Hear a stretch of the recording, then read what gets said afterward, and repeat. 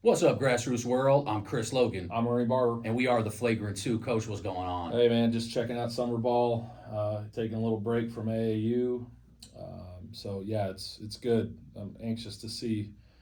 A lot of coaches are going to be out watching players, which is good, and guys are going to be getting offers. So I'm excited about that. So which is why we do the podcast. Yeah, definitely. I mean, this is literally. We're in the middle of watching summer league games at Oklahoma Christian Camp, making a pit stop to do the podcast, Yep, and yep. I might be going right back there to finish off some games. I've been there. I've also been to Mustang Summer League, Yeah. as well as there was one weekend of games AAU. We had Kansas City had the EYBL. Yeah. I know that your guys played. Some of the next teams played down in Norman at the Trey Young facility. Yep. So kind of recapping a little bit of everything since we last left off. But obviously, school ball is back for at least a couple weeks. Yeah, no, it's exciting. Kind of, some of the transfer portal things that we talked about. There's been more, and we got to see some of these moves already. So I guess big moves, and I guess we could start talking about those right off the bat. We hinted at it last pod. Jaden Hopkins to Choctaw. Yeah, big. And we both discussed this off the air. We like that move a lot. I mean, it hurts for the program that he was at. They lose a kid at that level, but the thing with Carl Albert is they'll be fine. They got guys in their pipeline. Their middle school programs are loaded. They just reload their pipeline. They'll be fine. Yeah. But I really like that move for Choctaw. Oh yeah. Instant contender, man. I think that they're definitely a contender. I think that two of the moves and one that we saw today in Phoenix Woodson and Caden Leash over to Deer Creek. I think that those are now some of the teams that we can throw in that fray. We're not going to go too far in depth on the next season because we'll have our many pods talking about that. But Owasso has got to be the number one. Kobe Freeman going there just tops that thing off. I mean, they got a general running it. Now you let Bowden do his thing. Yeah. He frees up to do things that I mean, when you talk about putting guys in roles and really pressing on the gas, man, they're ready to go. Yep, and they've already played down in the Bishop Kelly or up in the Bishop Kelly Summer League. Owasso looking like they're clicking on all cylinders with those guys. And shout out to Kobe. We just saw him at the Oklahoma Christian Camp. But back to those teams we discussed, and we're not going to go too far in depth because we'll have our preseason previews. But Choctaw with Jaden Hopkins and Jordan Valentine and Malay Steelman, love that team right off the bat. On paper, I love the team. Yep. Deer Creek adding Phoenix and getting a big to go along with the guards that they have in Jaden Narde, Clyde Davis Jr., hopefully Kaysen Robinson will be back soon, and Cooper Latt. They got a lot of guys, and Caden Leash is a very good player that come over from Cassidy as well. Yep. They're going to be good. I really think good. that you're talking about probably some of the top premier teams in the 6A level right there, off the bat with some of these moves, and like I said, this is just the pre-show. Yeah, we're not exactly. even July 1st yet. So talk a little bit about the OC, what you saw while you're out there. Obviously, you and I sat together and talked and watched a little bit, but you were there a little before I was. Yeah. Anything stick out to you? I know there's a couple players that you and I talked about you liked, but anything that you saw today that things to look for? Yeah, I mean, I think we discussed it, and I discussed it with Coach Cole here just a little bit ago. I like Norman. I'm still high on them. I know that they lost some of their key contributors, and it's tough when you lose a guy like Trey and Treshawn Combs-Pierce. But he showed up at the game? Yep, he was there. The game. Shout out to the Combs-Pierce family. All of them were there. Good people. But I think that younger brother's turn now in Montrell, and to see how he elevates his game. And he played very well for Norman down the stretch last season, including the playoffs. Yep. I thought you saw him be the spark and energy that they needed a lot. He can get downhill, score. He's really got the guard skills. Yeah. So, and like we talked about, if he grows, we know those genetics. And he's going to grow. Genetics are going to kick in at him. He's going to grow. And Montrell's going to be a good player in Oklahoma. Scary. But I really like him a lot. I think that Norman, people probably are going to sleep on them. I think they're going to be very competitive. I do too. I thought Bo Billingsley did an excellent job today, running the show. I mean, it's like I say about a lot of these guys, the game looks to be slowing down for them. Yep. They pick their spots. Yep. They get to where they need to get to. They run and orchestrate the offense like every league guard should. They do it at a high rate. I thought he did a great job of scoring in the paint, but also getting his guys involved. Isaiah Amos, their big dude. I love everything he does. I do too. We love him with Wolfpack Freeman. I just think he's athletic. He can move good. He does a little bit of everything down. Plays solid defense. He does solid defense. Great footwork. I always say that about him. Yep. Finishes both hook shots, either hand. I love that about him. They got some guys. Got the motor too. Yeah, they got some guys that will step up. I think off their bench, Gideon Holt. I think that they're just going to be a very good team. Yeah, I do too. And we know that they hit a hot streak last year and won a bunch of games at the right time. Right time. I wouldn't be surprised if you see it again. Yep. They will be starting. They won't have as much experience, obviously, because a lot of those guys are kind of getting their first taste of playing heavy minutes. Yes. But I think that you're going to see a team that night in and night out can beat anybody in Coach Oklahoma. Cole does a great job of preparing his guys. He's created a culture there. The guys buy into that. The guys know, when you talk about Bo Billingsley having a lead guard like him, being in the system for a couple of years, him knowing what coach wants and needs and expects. Yeah. When you get that sort of chemistry going, and then you add in all these other players, younger players coming in, they're going to be good. No, they're going to be good. And I think that Bo Billingsley, he plays for Southern Assault out of DFW on the 3SSB. I believe that experience does nothing but strengthen him, and the type of guards and the athleticism that he has to face and the size on a week out basis only helps him prepare for high school here. And that's the same thing I've talked about with Tyson Pogai, who's another kid I watched this weekend already, this week at Mustang, is just they are going to be on another planet when the school season starts because of the experience that they're getting in the summertime and the situations and the positions that they're put in against that level of caliber player that they don't see every night in school ball. And I think that's only for guys like them. They're processing the game. Their brain as a point guard, and you know this, and I know this as a point guard, you're thinking ahead, and it's how fast can you process the game. And when all that stuff starts to slow down, like the Matrix, that's when you start to really see how good a league guard is. So Bo's got a big career ahead of him. He's got obviously some opportunities I'm sure are going to be coming his way soon. So shout out to him. He's done a fantastic job. And the other thing about him too is he's a team guy. He can score the basketball. He can be aggressive. He can score in the paint. He can finish. He can shoot. But he moves the basketball. He understands the game. He moves without the ball. There's a lot of things that he does well. And I guess we'll just we'll stay in that OC camp just because it's fresh on our mind. I'm literally just coming from there. I love Millwood, and I loved them last year because I picked them in 3A and OCS with Luke Ray. I mean, he had a season that probably will never be forgotten. So it took him on a hell of a run, and they ended up winning. But I'm sticking. That pick might be my pick again. Millwood retooled. They added some size, and Corey Holcomb from Douglas came over. And I know they've got some other moves that haven't been announced yet, and we don't do that here. We know. Let the kids do that. I told the coaches, I talked to college coach today, I said, I got that list on my phone already of all these moves, because they're like, I didn't know this guy. I said, well, we know, we just can't say it. We're not going to say it publicly. It's not our job to do that. Once they want to announce it, or if they step out on the court and start playing, then we're going to talk about it. But until that happens, we don't want to give away that. But I thought Millwood looked in mid-season form. I mean, they're the way that they play.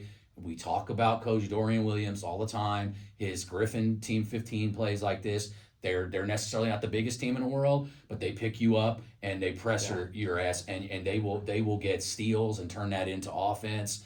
They're gritty. Isaiah Wilkes just had a dunk that I'm sure it was caught. They got it caught by their guys. It'll be all over the internet. It was special. But him and Amari Barrett are two 2026 guards that, in my opinion, stock has risen, not in just Oklahoma, but I believe nationally. And, it's where Isaiah, in my opinion, has been close to the cusp of being a kid that's ranked anyways. Kind of people forgot about him because he got injured Yes. towards the end of the season last year. Super quick. So fast and explosive, and it been excellent for Mocan. And that's what was going to tie us into Kansas City back when they played. Yep. Isaiah has really come on. I mean, he had a game, I think he had eight points, 9 assists. That's exactly what Isaiah has to do. Yep. Get his guys involved, because his defensive pressure is what his calling card really is. The way he can pick up guys 94 feet, pressure them, turn the ball over, one-man fast break. He's one of the fastest kids. When he's dribbling that ball, he's one of the fastest kids with the ball in his hands in the country. I don't care. You name him, I'll put him up against them in a race. The other thing about that too, is that when you got guys that play defense, they have a defensive mindset, and they move the basketball or get their teammates involved with assists. Yeah. Because they set guys up, they can get in the paint because they are explosive and they're great athletes. Guys like that, what people don't realize is you'll see guys that score 30 points a night or 20 some points a night, but then they get to the college level and they struggle or they don't get on the floor as much. Guys like that are quick and play defense first and will get their teammates going. Those guys are the guys that are going to step on the floor earlier, as opposed to a kid coming out of high school going into college playing against men. Yeah. People don't realize that. I think a lot of times people miss that, and kids like him are going to be impact players right into college. Yeah. Because of the style of play, their abilities, and the way they play basketball. No doubt about it. I think that's absolutely. And then, his backcourt mate, Amari Barrett, same thing. Yeah. His skill set, and we've known it from the second we've seen him, is his tenacity, his second chance points he creates by just hustling. Yeah. He will out-rebound every big on the floor just because of the hustle that he has. Well, that jumps out. That jumps off the page. That builds trust immediately with coaches. Immediately. So I just love their style of play. Yeah.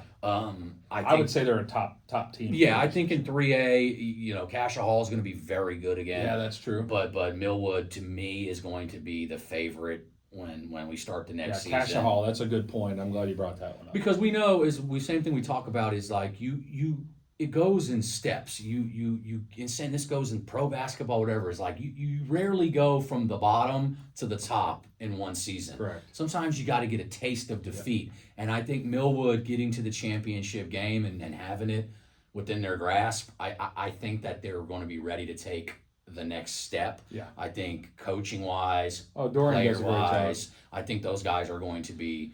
The whole staff with Millwood is a good staff. They because those guys buy in and they have to buy into that style, or they ain't playing. Yep. And so I really feel like Millwood is going to be a special team, and they looked every bit of that part today. Yeah. It was hard for the other team to even get the ball past half court against them. So just a very special team. Talked about Norman. I watched some Lawton, Panay Vazagode, and Tavares Deans. They're flat out studs. I mean, I just love both of them. Tavares Dean is going to be one of the big names that we talk about all season long. Yeah, I think that he's going to do, and he's another one with the second chance effort and the rebounder. Yeah. As far as a guard goes, like I said to somebody, it's almost like he's a big man in a guard's body. Mm-hmm. He just bangs and does all the physical stuff that a lot of guards don't want to do. Yes. He embraces that role, and he also realizes, like, hey, I can get an extra 6 to 8 points banging down here and get it. What a concept. What a concept, So love him, and I thought Panay was playing out of his mind. It's just one of the hands down best athletes that you're ever going to see. Yeah. I mean, as far as jumper off one leg, he's a special talent. But I really do like some of the stuff he does offensively. Good fadeaway, good turnaround jumper, very good in the mid-range, can get to the bucket. I really love him. I think Lawton's going to be good again, and we never expect them not to be. They always seem like they reload, but they can bring those core guys back. I think they're going to be pretty good. Talk about the New Mexico kids we saw today. There were some special kids getting outside. Yeah, no, definitely. We watched Volcano Vista from New Mexico, who's won 3 state championships in a row and going for their 4th in 5A. Impressive. They got 2 Division I guys who have offers, and the number 1 2027 kid in New Mexico is David Lunn, and his body. He is a physical specimen. Yes, he is. I mean, he really is. At 6'4", 200 plus pounds as a lead guard, quick, can get to the bucket at will. Plays for Team Shrill. a kid that just picked up an offer 2 days ago from West Virginia, has an offer from Howard. I'm told Penn State offered him in football, and he didn't even play. Like, that's how good of an athlete and size this kid is. Yeah. He's a special, special talent. I could see why a Power 5 school offered him as a 27. Look at his body. You just look at that body and go, how good is he going to be in a couple years? I mean, you can work with that. I mean, guys aren't blessed with that size and then their other kid was 6'7", Kenyon Agano.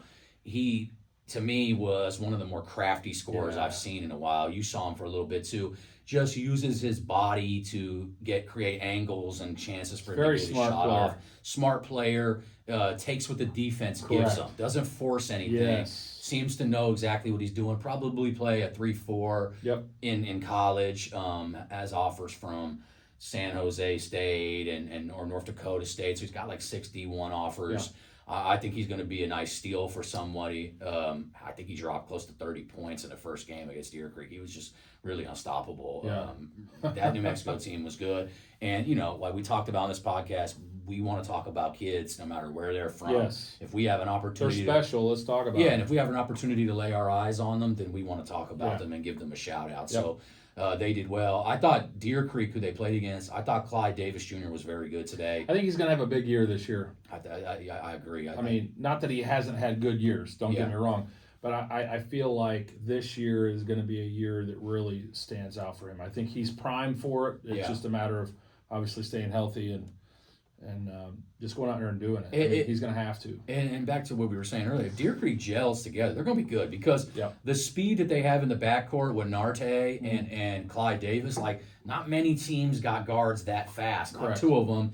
And then they'll have shooting from Case and Robinson at the wing at 6'5" plus, and Cooper Lasky, and then having their bigs in Phoenix, and that's adding Phoenix is a big weapon to have in Oklahoma. Yeah, Linsenmeyer, speaking of Deer Creek, he just signed. Who did he sign with not too long ago? East Central, I think. Yeah, that's right. East Central. Yeah. Yep. So I think that they're going to be really good. But Clyde Davis to me was the standout player for them today. Yeah. Just used his burst to get to the rim. Did some nice things, dropping passes off, pocket passes to Phoenix.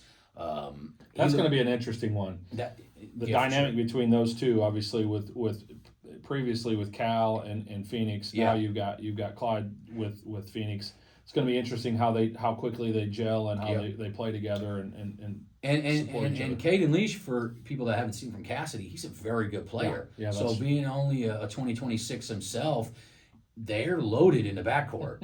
With Narte and him, and so they're not just loaded for this season. Yeah. They're loaded for now for the next 2 years at least. Yeah. I mean, they're going to be They're going to be put in that same hole with Owasso, which is funny because there was a person that once said Owasso and Deer Creek, like about a year and a half ago, are going to be kind of the future. Person might be me, but hey, what do I know? But it looks like that may be the case because both teams have talent. Yes. That's young talent. Yeah, it's going to be interesting because obviously getting into June and July, people solidifying where they're going to play next year. This is all going to be a lot of fun.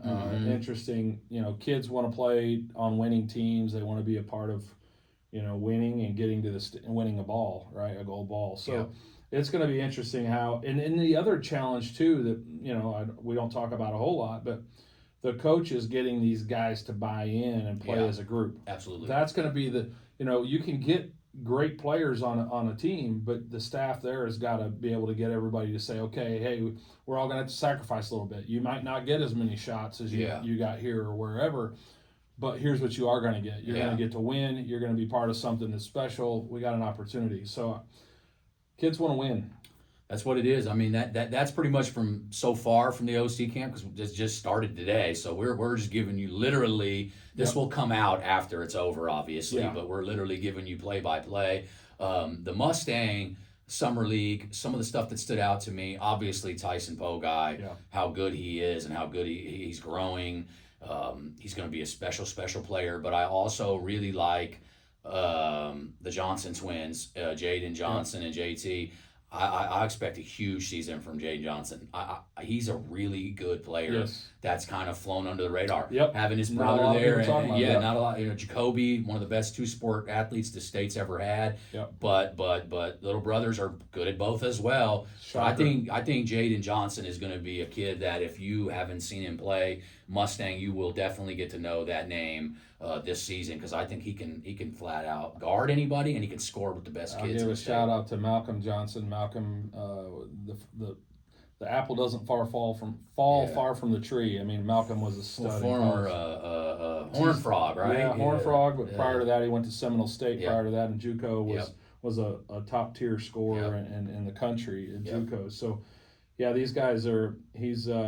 He's putting together quite a family. And I think you're going to be seeing Jacoby quite a bit on Saturdays this upcoming season, because it looks like he's had a very good spring off season for OU. So, shout out to the Johnson family, Absolutely. Good folks. But so I like that team. They're young and they're going to take their lumps with losing Roman, but I think that they will do quite well with who they have and their young guys' development as they grow up.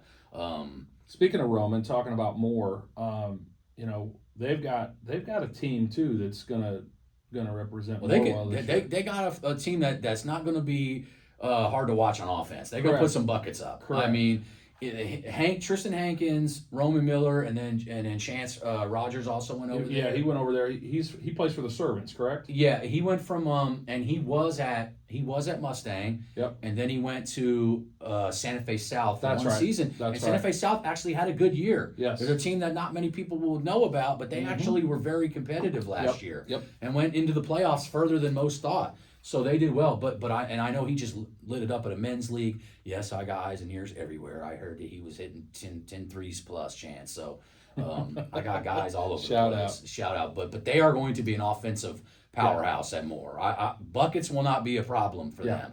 I'd like to see some of the other pieces that they fit around those guys. That'll be the interesting. And how they've done, because Moore last year was kind of a surprise team. Yeah. I didn't think they were going to be as good as they started out. They started out rough, and then I remember they played Piedmont and came back and won that game, big game. Yep. By playing defense, second half, the first half they were struggling a little bit. It was a tight game, and that second half they clamped them down and pulled away from Piedmont. But that basically pushed them towards like an 8 or I don't know. They won I don't know how many games in a row after that. Yeah, made a push. And I mean, and they lose a couple of those guys. Yes. And Darian Grant and Ebenezer Bourdain. Yeah. Bourdain had him. I mean, he put him on a run. He's the reason why they beat Edmond North. Correct. Almost. We don't say single-handedly because it's a team sport. Correct. But he had them on his back that game Yes. when he was going against Warlick. And that was a great win for Moore and kind of spurred them on their run that they went on. But this is going to be a new look for them. Yep.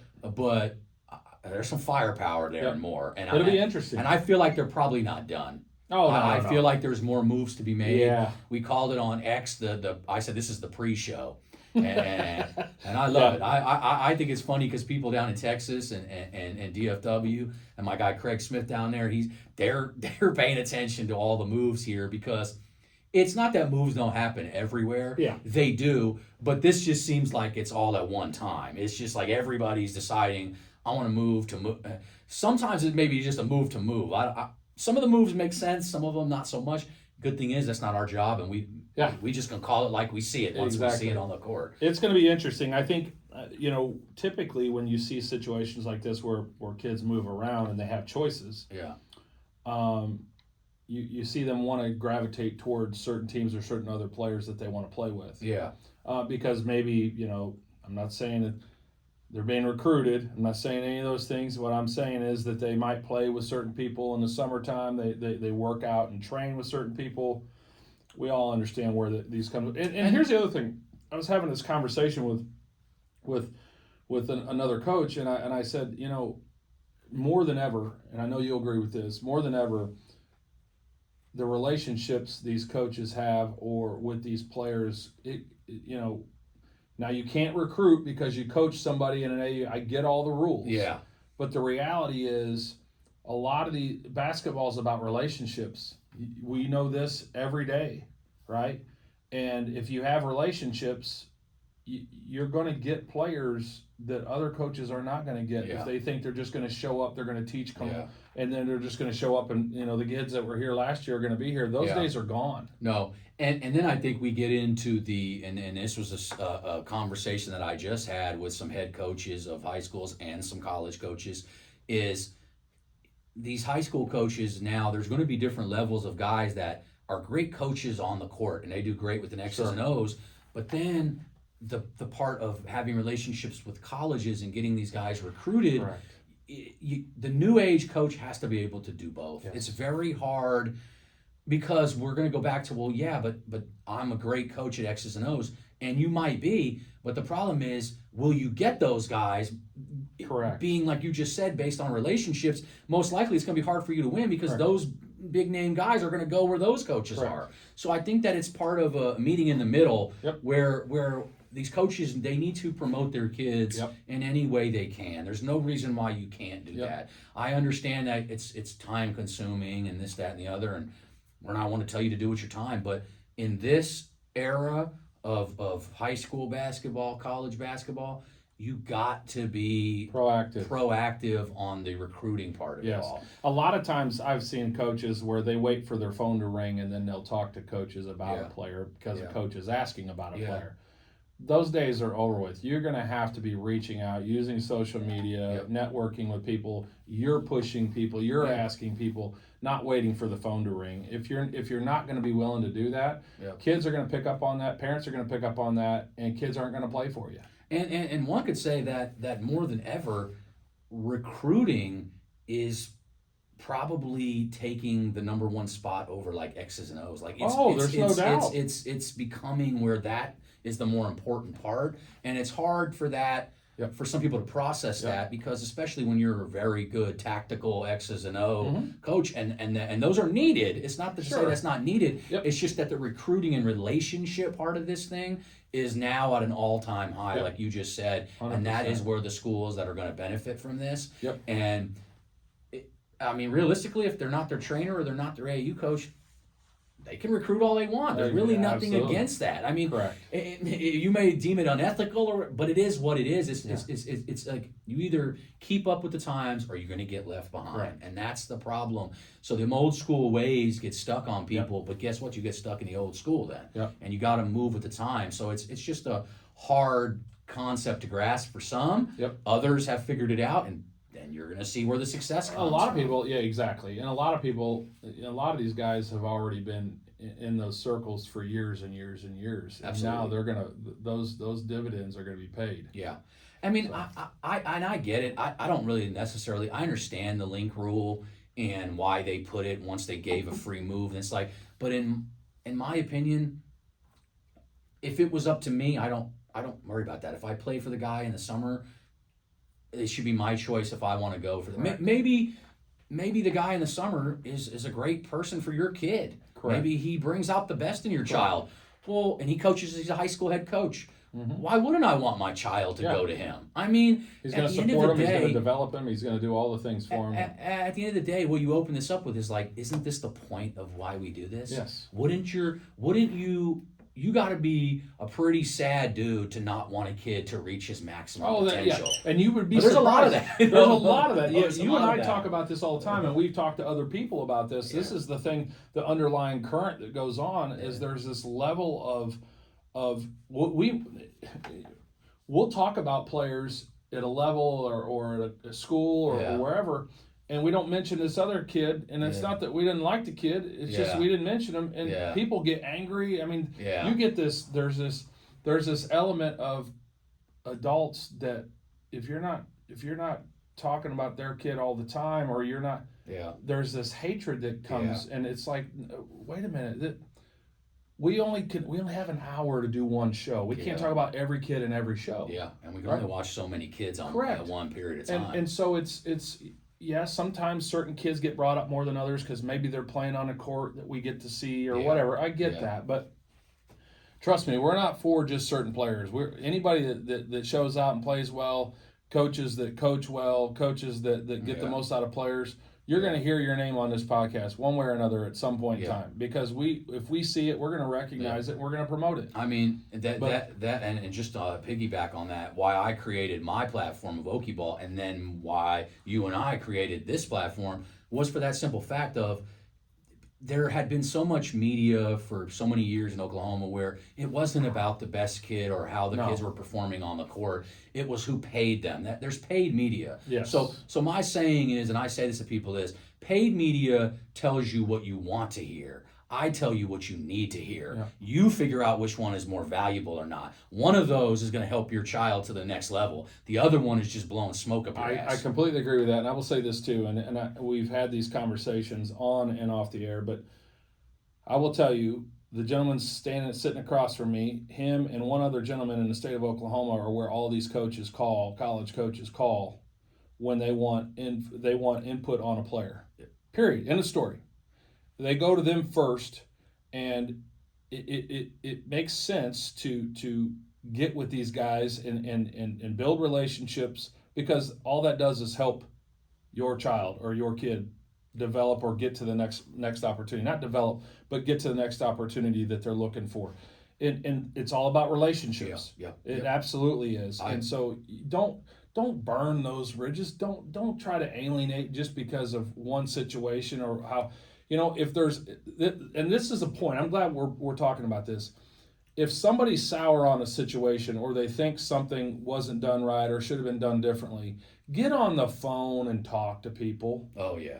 Rather than posting it on You're getting social into a situation where we could talk for about 10 hours now. But I want to say this. I want No. to say this because you didn't prompt this. I'm bringing it up. Yeah. Is that get on the phone and talk to people, because a lot of this nonsense can be completely removed and avoided for the betterment of your child. No. Period. End of story. So Oh. I think keeping it simple, straight to the point, and saying it just needs to be said sometimes. Hey, and I'll say this. I'll be the first to say, if I say something that's not right, or I don't mention a kid that I should, you know what? I'll be the first to admit if someone calls me and says, "Hey, Ernie, you're not talking about my kid," or you mentioned this or that, but you're not.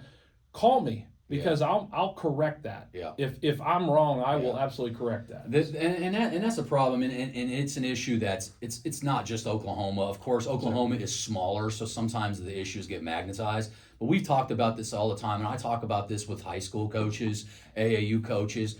The people that seem to throw shade or hate on you, they don't even really know you. Most of the time, it's hearsay from somebody else. They run with that. They don't even reach out to find out what's true or not. They just take a side, and they don't like this person. They don't like that person. And meanwhile, I'm the kind of person, like, I'm going to step back and look at the bigger picture. Like, what is it that these people do? Like, if the person is out there trying to help kids, like I'm going to be for that person. You don't got to love everybody. That's your choice. But I got to step back sometimes and look at what it is that these people are doing and like what the big picture is, because the big picture matters sometimes more than a spur of the moment feeling where you all of a sudden feel a certain type of way about a kid, player, coach, whatever. Sometimes you got to step back and look at it for what it is. But back to the thing about it, and this is what I built my name on.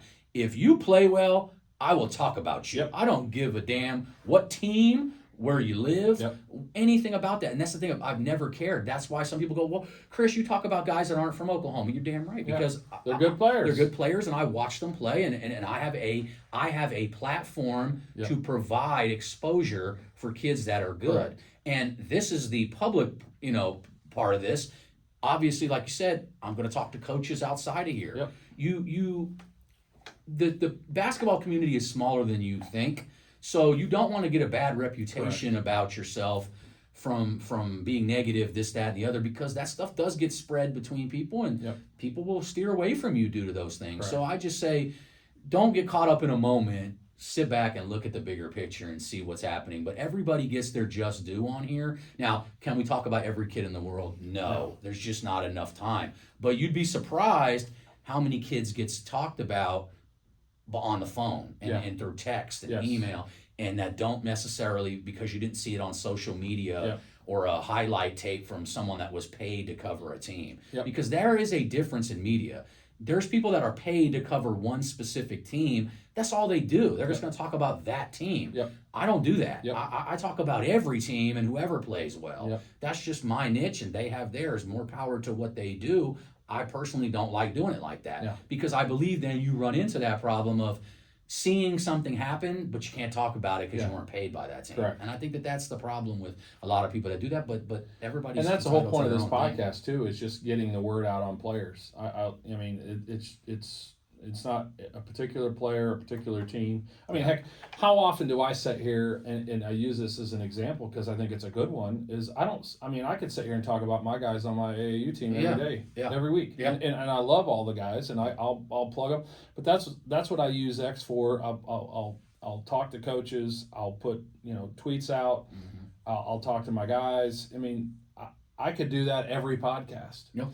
And some people probably say, well, why don't you? Well, because it's not just about my guys; it's about all the guys. Yeah. Right. I'm here to support any of the guys that we think can play at the next level. Yeah. Right. Yeah. And have an outstanding game or whatever it might be at the level that they're at. So it's just not a knock on a kid if they don't get a mention. It doesn't mean that we don't think that they're very good players, and that's quite the contrary. That's just something that we need to get out there. Don't feel that's not the case. I mean, and that's not the case with most scouts. Correct. Most anybody that media that covered, they try, for the most part, they try to talk about what they see. There is people amongst them that work by a different code. That's their problem. But that's not what happens on this show. That isn't what happens on my platform. So those are just things that we wanted to clear up because you hear all kinds of things in doing what we do. Yeah. Once you become media, and I know you more so as considered media would be more recent than me. Yeah. You start to figure that out. That there's a lot of things that go on behind the scenes and things that are just different than what the average person, as far as the mom, dad, coach, they may not know some of the stuff that goes on. Right. But the one thing about me is, if you reach out to me, I'll be glad to clear any of it up and talk to you about the process. Absolutely. But you got to reach out. Yep. And you just can't, communicate. So, as someone would say, as I've heard before, use your words. Yeah. Use your words. Use your words. and I think that those are very important lessons, and that's what we want to do on this because that can help out a parent. You don't want to be labeled as someone that attacks media or attacks coaches or this, that, and the other. No one wants to be labeled that. Yeah. So just sit back and look at the bigger picture is my thing. Just take a step back. Let it go. And you're always better off picking up the phone and talking to somebody saying, "Hey, man, I'm starting to feel this way. Is this what's going on?" No. Yeah. We can clear that up right away. No, that's not at all the case. So we can fix that. A lot of problems can always be solved with a simple phone call or in person, but use your words. It is what it is. But anyways, we're going to transition back to the Mustang Summer League because I did see some things that I really liked. PC West. Skyon Wilborn, incoming freshman, 2028 point guard for them, killed it all for the entire week. Played on JV and varsity, but in their varsity games, averaged double-digit points, but really a great kid at setting guys up. I think he's going to be a name that if you don't know him, you will coming up. I think he'll play a big part for them. Right. Say it again. Skyon Wilborn, and plays for GTH Boom City. Yep. Just a very good point guard. I like the fact that they played him, and you just mentioned this because I've seen this before too, and I really like it. When high school coaches will play guys at the JV level, and they'll also play them in varsity. They may not get as many minutes, but they'll play them at varsity because it gives them the opportunity to develop. They're on the floor, they're playing. Yeah. One, they might have more of a bigger role, say if it's JV, and they get on the varsity, maybe not as big a role, but they still get a role and they still get to begin to develop and see the difference between JV and varsity, the size of the players, the skill level, the speed of the game, whatever it might be different. Yeah. I like that when coaches do that. It's not a knock, and I would say this to kids, say they're freshmen, it's not a knock to you to be on the floor playing JV as a freshman and getting varsity time. Take that JV time and maximize that and develop. You get better when you're on the floor playing. Yeah. So I'm so glad you said that. It made me think of that. And what you just said brought up something to me. These districts that don't let the freshmen play JV, they need to change that rule. I hate that rule, by the way. I hate it. And I don't want to name the schools, but they got to stop doing that. Districts that do that. I don't like that. let the kid. I mean, they're trying to develop. Correct. So back to what you said, PC West, they would let those guys play on their JV team and run over in 10 minutes into the varsity game and jump in that game. Absolutely. So they're on the crash course for getting Yes. these guys experience. I love it. I do too. And let me tell you, those guys performed really well Yep. at the varsity level. And guess what? Those players are going to be more. If coaches want to keep their players in the new environment we live in, Yep. believe in them, give them the opportunities, and that type of mentality of playing them that way is going to keep that kid in your school. Yeah, because when we wonder why I've lost all my kids in a program, why? Well, you're not developing them, you're not pushing them, you're not promoting them. There's things like that, and everybody, you gotta. Shouldn't be gifted a. We're not saying that you should be gifted a spot or you deserve something more than others, but if the kid is a good enough player to help at that level, you got to give them an opportunity to show you what they're good at. I see it way too many times. Kids hide behind others. That's earned, not given. Exactly. When you see it, you got to go with your eyes sometimes. Yes. For the life of me, the eye test, sometimes people don't use it. I don't know. But anyways, I like them. I thought Caden Rayfield looked huge year loading for him. Yeah, he did his thing the other day. I mean, dominated the game. I mean, he probably had 30 points, dunking everything, putbacks, blocks, shoots, knocking down threes. He's gonna be one of the biggest names in high school this year. I think he looks primed. Nate Mirathai, love him. 2026 kid that's 6'5", 6'6", dunks everything in the building. Big physical kid.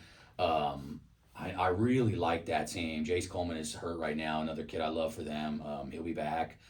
I really like that team. If they stay together and all those kids stay there, I like PC West again. I think West is going to be good. I think that their people are writing them off. I wouldn't quite yet. I like them.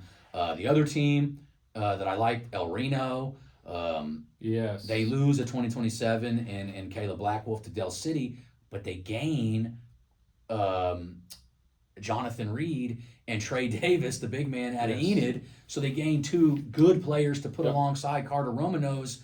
And I'm liking El Reno a lot right now. Trey Davis is a big player. I believe they went 6-0 so far in Summer League. But you put Trey Davis on with Carter Romanos, and Jonathan Reed is a very good player as well. Absolutely. Plays for next level. Yep. Probably doesn't get as much pub as Trey does, but you take those two and put them alongside Carter. I like it. I think Trey Davis is going to blow up. Well, that's definitely going to be a state team. Oh, for sure. For sure. And it's going to potentially win the whole thing. They're going to chance. They're going to be semifinal finals. Yeah, I'm sure they're 5A again. I sometimes don't remember the If they're not 6A, it's hard for me because they move these teams so much around. But they're 5A. I would put them right in the mix right away with a team like Booker T. Yep. And obviously Midwest City. Top 5. Midwest City, them, El Reno, and we'll break all those teams down. But I really like what El Reno is doing. I think that there's I'm trying to think of some of the other squads I watched the other day at Mustang. I just think that with summer basketball, it's you got to take it for what it is. Sometimes it can be the score could be 30-5, and sometimes it can be competitive. Yeah. But all I'm looking at, and I typically use this, is to see these young guys that are coming up. How's it translating from spring ball into school ball and seeing how they're developing from last year? Exactly. How does it transition? And then I like to see some development, obviously, from some of the older guys. But a lot of times it's checking about the incoming freshmen and sophomores and just kind role of players. Yeah, seeing if they were at their school last year, kind of how they fit this year with that team and kind of some of the stuff that they've worked on and this, that, and the other. And like I said, we named a couple teams in Norman, PC West. I think that where you can see some of that stuff, and that'll pay dividends for them in the regular season. So I'll go back to this too, because I know D'Angelo says this from time to time, and other coaches say it too on the spring and summer circuit. What's really critical about it's not the name of, say, EYBL or 3SSB or whatever it might be for the springtime or summer teams, but what's really critical is that whatever team you pick, that you're a big part of that team, or you have a good role on that team that helps you develop, so that when you get to school ball, you're improving, you're getting better, you're taking on a bigger role when you come back to school ball. That's what everybody is talking about fit is king, right? And it's not the name on the jersey necessarily. It's about, does that coach believe in you? They're going to develop you and get you on the floor and help you develop at the level that you need to be at. Yeah. And I think that's really critical. Parents need to understand that is making sure that your kid is on the floor getting good playing time and the coach is investing in him during that spring and summer period, because that's only going to help him develop when he gets back to his school team. The coach is going to see that improvement, and they're going to have more confidence in him, because it's all about trust from a coach to a player. And these coaches during spring and summer build those kids up, and they come back better players. Those coaches are going to have more trust. They're going to get more playing time. So, you might be on a winning team and have the certain name on your back, but if you're sitting on the bench, you're not developing, you're not coming back a better player than you did the previous year, and that doesn't help anybody. Yeah, no doubt about it. And I think I'll finish off for just some of the stuff. And we're going back to last weekend, was just some AAU stuff. Obviously, I watched a ton of EYBL in Kansas City at the Hy-Vee Arena. I really liked and we just mentioned him with his Millwood team. I thought Dorian Williams did a hell of a job with that 15U squad. Yeah. They rattled off 3 big wins in a row. Almost made it to Peach Jam. Almost made it to Peach Jam. They got beat. I was trying to think of who they played. I think it may have been Vegas Elite that beat them. But if they had won that game, they would have qualified for Peach Jam. But he did a great job with a team that pretty much was undersized guards. Yes. He got the most out of those kids, and I really liked what I saw from Dallas Lowe. I thought Dallas Lowe of Cash Hall and his backcourt mate in high school, Memphis Duffy, they're going to be tough in high school. Cash Hall is going to be good. Yes. As long as they got those 2 guys, they're good to go. I mean, and they have Jason Kim and some other guys. Jason's a stud. Yeah, and they've got some other Cam Burris and some other guys, and they may get some move-ins. So, you never know. At private schools, they can do something. I would just say this back to the Jason Kim thing, because we said it during the playoffs last year. Find a way to get him involved more. I'm getting Jason Kim some shots. Man, I don't care how right I'm now, doing it. I'm getting him involved. The kid can run, man. He's a good player. But back to Dallas Lowe, I thought Dallas Lowe was one of the breakout players of the entire thing, not just from Oklahoma. I thought he was great. Had a big 25-point game, a bunch of rebounds, assists. Especially at that level. Yeah, I think I really like what he did, and I think he's going to be special. Memphis Duffy the same. I like that 15U squad. They did some good things. The Mocan 16s, to me, are really starting to round into the shape that we thought that they would be. At the beginning of the season, we shouted them and Drive Nation out. Both of them have taken a loss here and there, but for the most part, at that level, competition's high. You're not going to win every game. And you're not going undefeated. The other thing is that when you're on those circuits and you have those names on the back of your jersey, they're shooting for you every game. Yeah. No, I think that and on that 16 team, and we mentioned the kid on Millwood, I think Isaiah Wilkes and Bowden Williams, and I mentioned this on the last pod because I saw it in their games from the prior live period. They really are starting to click for Mocan, and they're going to be a force. Like, they're a legitimate team that can win Peach Jam, along with that Drive Nation team that Phoenix Woodson plays on. Them 2 could be on a collision course for each other. That'd be cool to see. Yeah, and I think it probably will happen. But I think Mocan, people really kind of take Jalen Montnati for granted. I think I think that he's good, and I don't really think that they realize how good he is. If you go watch Mocan, and he's rocking the headband right now, so he looks a little different. Headband Mott, they call him. But, dude, that kid is special, man. I mean, everybody knows how I feel about him and knows what I think about him. But he is just so efficient. People say, well, if this kid, they take a lot of shots, if they're good, this, that, and the other, he knocks them down. He's going 6 for 8 from 3, or 5 for 7 from 3, or 5 for, like, that's what he needs to do. And then overall, he's from the field, he's shooting great too. I think he's shooting in like the 60% range or something like that. Like, can't argue with that. You can't argue with that from a guy that's a volume scorer or shooter. Like, that's what you want to see. But alongside, I think Bowden Williams has really. He's looked really good. I think that he's really stepped up his game. I think that it's interesting you say that. I'm glad you're saying that, because obviously we saw the big maturation process with Jax this last year, and obviously Jaden was Jaden all year long. Yeah. But then now you add Freeman to the mix, and then you see Bowden only getting better and better. Yeah. Right. And I mean, this is scary. I mean, you're looking at, and then throw Kobe Freeman into the mix. And yeah, that's what I was just saying. Yeah, Freeman, yeah. I'm sorry. he's gonna. I mean, he's gonna add a whole nother dimension to that team. And then Bowden is gonna, man. I'm gonna tell you, Bowden is gonna be a player that we're gonna see. And I'm very interested now that you're saying this about Mocan and the development and how he's doing there. Yeah. Because he's only going to come back better, and he's going to be on a seat on the bus there with Brian Montanati and Owasso. Yeah. That is, man, they're going to be in full force.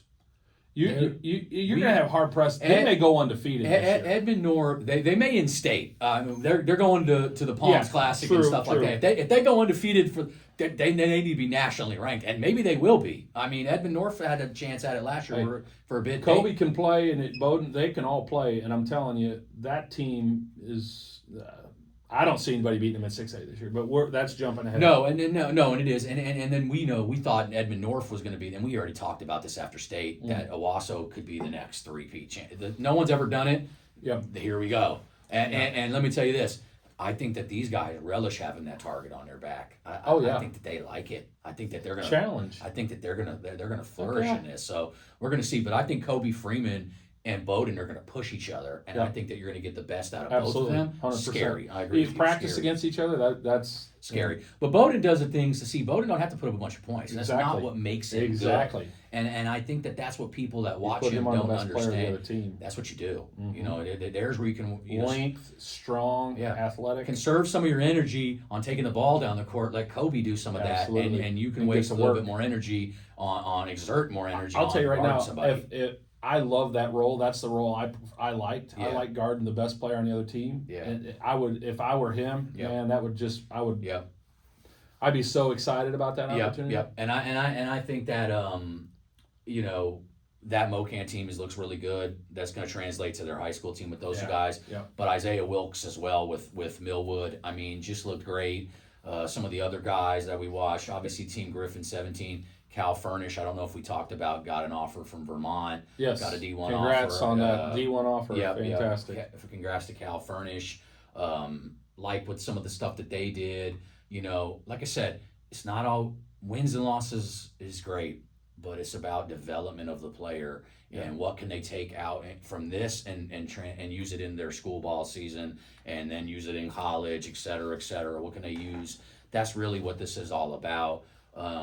I like some of the stuff I saw. Like I said, I thought the Oklahoma kids performed well overall. I've seen a lot of growth in some of these guys just recently. And like I said, when you go into the EYBL and Tyson Pogai, like he's looking like he knows now I got to be the man sometimes. And when he does, he looks really, really good. Yeah. So I think that he's a excellent passer and always looks to get his guys set up. But we've talked about this before. Sometimes you're called upon to get buckets, and he can do that. If you're going to win, sometimes you got to step up and take on the mantle. I think him and Jock Mitchell, two other Oklahoma guys for the 15s, Mocan, big seasons for the both of them upcoming. Jock at Booker T and so you mentioned the 16Us for Griffin. You mentioned Amari Barrett, and then anyone else stick out? Yeah, I think that we also like. I thought Deshaun Denson had a big time weekend for them, as well as Denton Forsyth had a game or two in there that he did really well. Yep. I believe Colton Brammer. Colton Brammer is a great player. I would like to see Colton Brammer's usage go up a little bit. I mean, once again, we always say this, we're not the coach. We ain't trying to outcoach. I just feel like he's got a lot to offer. I agree too. My thing is with him, and I've seen it over the last couple of years. I've watched him play a lot. Yeah. Is that his ability to shoot the basketball? It's special. Yeah.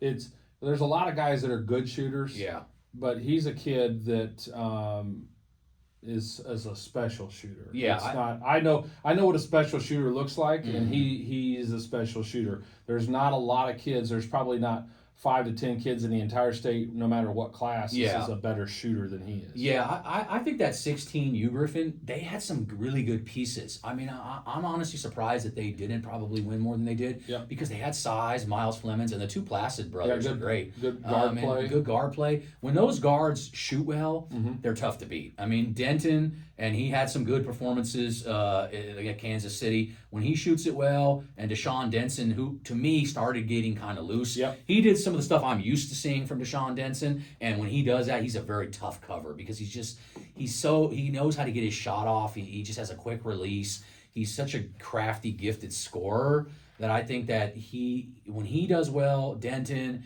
and Brammer, and then you get Amari Barrett who does everything else great at a high level, they're hard to beat. It's just basketball, man. And like you said, at those levels, it ain't easy to win. Correct. It ain't that easy. No. And no one's going undefeated. I don't care who it is. And I would They're say not this undefeated. too, and this was something that I saw this last week on social media, is I know there's a lot of competition amongst the shoe circuits and this, that, and the other. I will say this, and we've said this on the podcast before, and then I'm going to get into our sponsors here real quick, is the parity is real. Oh, yeah.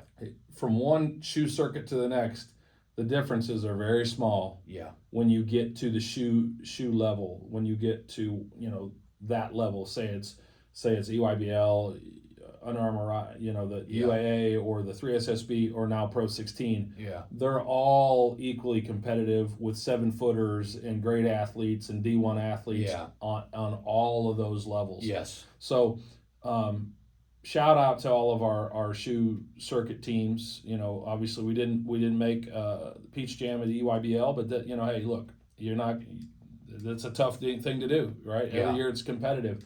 It doesn't mean that guys aren't good on those teams, but again, those shoe circuits are all they're all very, very similar. And I wanted to touch on just 2 points before we move on to that, and then we'll end this thing out. I wanted to give a shout out, and I know in the Pro 16, you guys are going to be competing against? Do you guys get a chance to compete against those teams in the way that their final thing goes down? See, I don't know how all that works. Yeah, so they'll compete. So we'll compete. We basically are. They take the top 16s in the NXT, yes, and then they take the top 16 in the Pro 16. Each of those play against each other. So they have their own tournaments. So can an X team win the entire thing or no? Or there's not a way for that to happen? I don't believe so. So what'll happen is NXT will play against each other, and then whoever wins the NXT becomes a Pro 16 the next year. Okay. That's how it works. And then whoever wins Pro 16 wins Pro 16. But what reminded me, and I wanted to give a shout out to these guys, was Dominique Stevens' 3SS Gold team, Trey Young. They qualified. They get to actually play in the actual 3SSB. Excellent. They're going to actually get to compete against the actual 3SSB teams. So Excellent. I wanted to give those guys a shout out because they have been a very good team all year. Yep. And I feel like they've kind of flew under the radar to some people. So I wanted to shout that out. I did see him put that out there, and congrats to the Team Trey Young Gold guys because they get a chance to play with the big boys, and more importantly, get seen by the coaches that will be there. That's which is what it's all about. This is all about. It's not about records, even though I'll post our record on social media. It's not about records, but I will say what those records implicate is the level of dedication our boys have to winning. Yeah. And also, they get on the right courts and they'll get to compete against the team so the coaches can't see who they are. Yep. So that's why I post that. I don't really care about wins and losses. I want to get my guys recognized and promoted so they can play at the next level, because I believe, I'll give a little rogue shout out here, all my guys, all 8 guys, every one of those guys are college basketball players. College coaches want to talk to me about it, reach out. I'll tell you about each of them. I'll tell you strengths, weaknesses. I'll do just like what Chris would do. I'll be open, straightforward, and honest with you about my players, but I'm telling you straight up, every one of my guys can play at the next level, will play at the next level. So shout out to my guys as well. We came in this week. I don't know what will be ranked. I don't know. Probably ranking came out. I haven't seen it yet, but we were number 2 coming in. We beat the number 1 and number 2 Pro 16. You posted on that. Thank you for that. Yep. Shouting out my guys. When guys perform and play well, they need to be honored and respected for it. And so, and I just want to say this real quickly too, because I deal with a lot of coaches, and obviously in AAU and high school, and I will say this, that Coach Barber is going to shoot you straight, and if he didn't know what he was talking about, we wouldn't be working sitting right here across from each other. So I trust his evaluations thoroughly, and I believe he will give you a thorough evaluation on those kids, and you can trust it and take it to the bank. Because I don't want coaches. I don't want to lie to coaches and tell them something just because they're my guy. Yeah. I mean, I want. But that does happen. Oh, it does. That's what I'm saying. That's why I'm saying it. But, but I mean, I want my guys to be in the right spots. If I'm overshooting them, they're going to be miserable when they get there because they're not prepared or they're not ready for that level. So Yeah, no, absolutely appreciate that. Yeah. So real quick, I'll give a shout out to our sponsors and then we'll wrap up. Nate Logan, Logan Elite Basketball Training out of Destiny Christian High School in Dale City, Oklahoma. Nate provides affordable group and private training options every week. Logan Elite Training aims to help players develop their skill sets, basketball IQ, confidence, and ultimately help them become more prepared for their current teams as well as the next level. Logan Elite currently trains some of the best high school and middle school players in Oklahoma, including OU commit Dayton Forsyth and former OSU commit Jeremiah Johnson. Start training with us today by visiting LoganEliteBasketball.com or messaging Logan on Facebook or Instagram at @NateLogan_Logan Elite. So shout out to Nate, does a great job. And by the way, Nate, my son will be coming to you probably in the middle of this month and start training. So hopefully get some good training work before he goes off to school this next year. So Nate does a great job, and so if you guys are looking for a good trainer, Nate Logan, I highly recommend him. He does a great job, great teacher, fantastic teacher, and talk to any of the players that train with him. They love him. He does a great job. So one last one, Redwood Roofing in Oklahoma's premier partner for roof replacement insurance claim management needs. And in the many years of serving Oklahomans, they found that the vast majority of homes in Oklahoma already have existing hail damage their homeowners are unaware of. More importantly, the homeowners don't realize that when your roof reaches 10 years, your insurance policy has a built-in trigger that significantly reduces the amount of insurance will pay to replace it. In many cases, this can cost you up to in excess of $10K out of pocket to ever get a new roof. At Redwood, we make it our mission to inform and protect hardworking Oklahomans from this devastating insurance trap. On the west side of the state, call or text former OU football great Caleb Kelly at 559-326-4019. On the east side of the state, call or text Oklahoma Prep Hoops Guru Paul Harvey at 918-698-1280. You can also visit their website at www.redwoodok.com, and one of the team members will simply text you photos of your roof. Your roof is quite literally the protective covering of your family's life. That's why we set every expectation and measure every result by one simple standard. What would I do if my family lived here? Reach out to Redwood Roofing. I will say this too, with all the storms coming in, if you haven't done so, have them come out and check your roof. We want to support Redwood Roofing. It's so hard to say that, but they do a great job. They'll take care of you. They support our podcast. We support them, and we want to make sure that anyone out there that listens, if you need any roofing work, reach out to myself or Chris. We'll get you hooked up with Caleb or Paul, depending on which side of the state you're on. Yeah, that's definitely the case. We appreciate all of our sponsors. And if you'd like to be a sponsor or a donor, which we have that as well, and you want to go and do whatever you would like, reach out to Coach Barber or myself. We'll get you hooked up.